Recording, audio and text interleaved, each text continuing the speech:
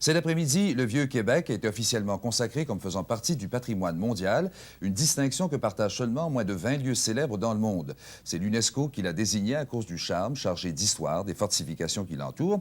Et cette fête officielle s'est en quelque sorte poursuivie ce soir avec l'ouverture de la grande fête populaire qu'est le Festival de Québec, un festival qui nourrit les ambitions internationales.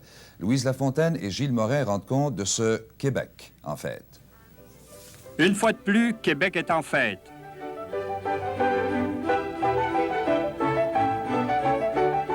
Son arrondissement historique est dorénavant reconnu patrimoine mondial par l'UNESCO. Québec forme un ensemble cohérent, avec sa haute ville, sa ville basse, son port et surtout ses fortifications.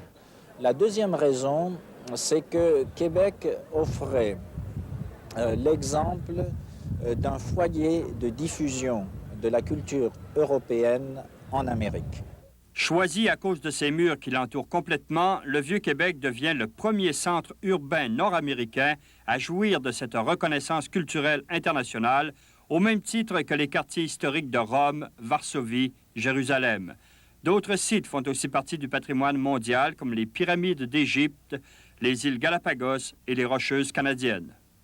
Par ce geste, il me semble que nous indiquons aux générations à venir la voie à suivre pour que cette ville de Québec, dont nous sommes si fiers, demeure à tout jamais un joyau de l'héritage mondial. Pour commémorer la reconnaissance mondiale du Québec historique, on a érigé un monument moderne au pied de celui du fondateur Samuel de Champlain. Quelques centaines de citadins et de touristes ont assisté à l'événement qui marquait le lancement du festival d'été. Gilles Morin à Québec.